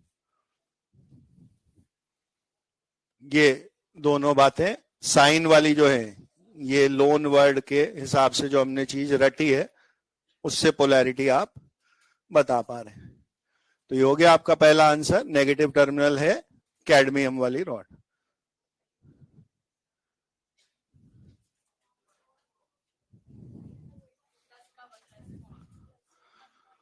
और ई नॉट सेल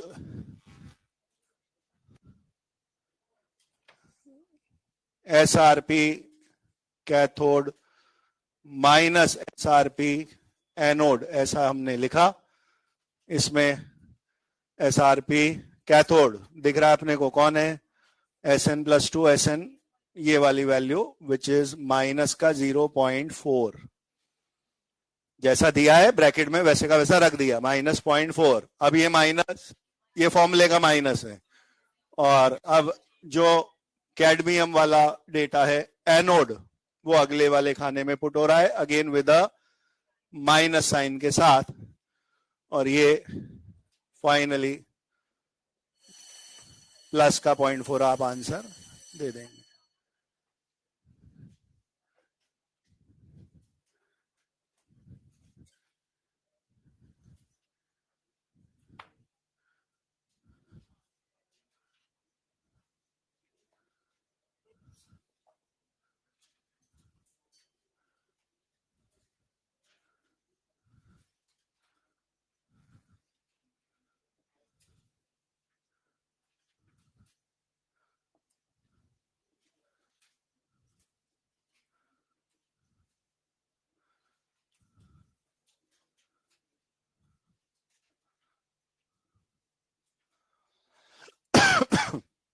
जो सारी बातें इस क्वेश्चन में यूज हुई उनको मैं एक समराइज फॉर्म में नोट्स में और लिख दे रहा हूं। ए पॉइंट में मैंने लिखा कि अगर कभी भी डेटा शुरुआत में देखा आपने, उसको पहले पहचानना है, which type of potential is it, और उसके लिए आपको वो पेयर ऑफ ऑक्सीडेशन स्टेट पे ध्यान देना है। हाई से लो पे जा रहे हैं वो रिडक्शन है, लो से हाई पे जा रहे होते वो ऑक्सीडेशन है। तो कॉपर में अगर ऐसा लिख रहा हूं 2 से जाके 0, तो वो रिडक्शन वाला काउंट होता। क्लोरीन के केस में अगर लिखा है Cl माइनस पहले Cl2 बाद में, -1 से 0, आप उसे ऑक्सीडेशन बोलते। इफ नो इंफॉर्मेशन गिवन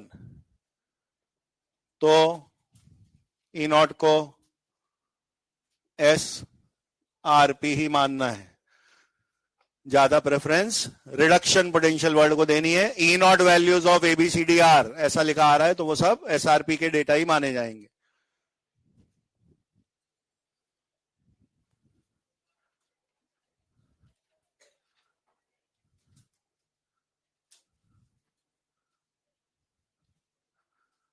छोटी बट एक इंपॉर्टेंट बात है, जब आप ग्रेटर और लेस का कंपैरिजन कर रहे हो तो उससे पहले ये स्टेप में देख जरूर लें कि मैं कंपेयर कर किसको रहा हूं। जैसे अगला क्वेश्चन मैंने लिखा और आप बिना चेक किए सीधे बोले सर प्लस 0.44 बड़ा है, इज नॉनसेंस, कुछ भी नहीं निकलेगा उससे। क्यों? क्योंकि चेक करने पे अगर वो एक ऑक्सीडेशन और एक रिडक्शन वाले हैं तो उन्हें कंपेयर होना ही नहीं है। कंपैरिजन होगा ही तब जब दो सेम तरह की चीजें होंगी, first both of them should be OP या both of them should be RP, तभी वो कंपेयर होंगे। पर सर वो तो एक एसओपी है एक एसआरपी है, मैं क्या करूं?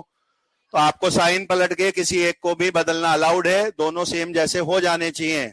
फॉर सेम एलिमेंट आपको नंबर में वही रहना है, ओपी आरपी साइन में उल्टे हैं, एसओपी एसआरपी भी साइन में उल्टे हैं। तो इस नेक्स्ट क्वेश्चन का कहानी समझ में आ गई? क्या करेंगे? क्योंकि मैं ज्यादातर क्वेश्चन एसआरपी से करने की आदत रखते हूं, तो आप इस वाले को भी एसआरपी में बदल देंगे, उसके बाद ही कंपैरिजन चालू होगा।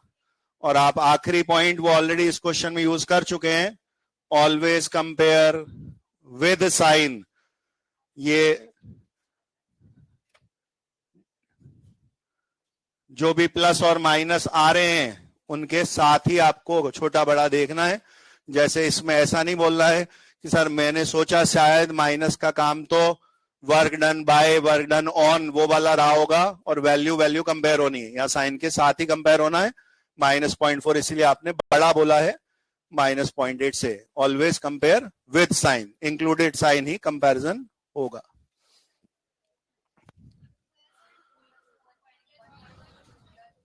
भाई ये वाला एसआरपी में आ जाएगा माइनस का 0.44। अब ये वाला बड़ा है, ये वाला छोटा है, ये बनेगा कैथोड, आगे आएगा, ये माइनस के आगे माइनस में पुट होगा, ये फिर प्लस में हो जाएगा, प्लस का 1.22 ये आंसर आएगा। सेल रिएक्शन लिखने में क्या ध्यान रखना पड़ेगा? इलेक्ट्रॉन अलग अलग आएंगे तो इंटू 2 3 करके 6 से 6 कटेंगे, उसके बाद फाइनल रिएक्शन बनेगी।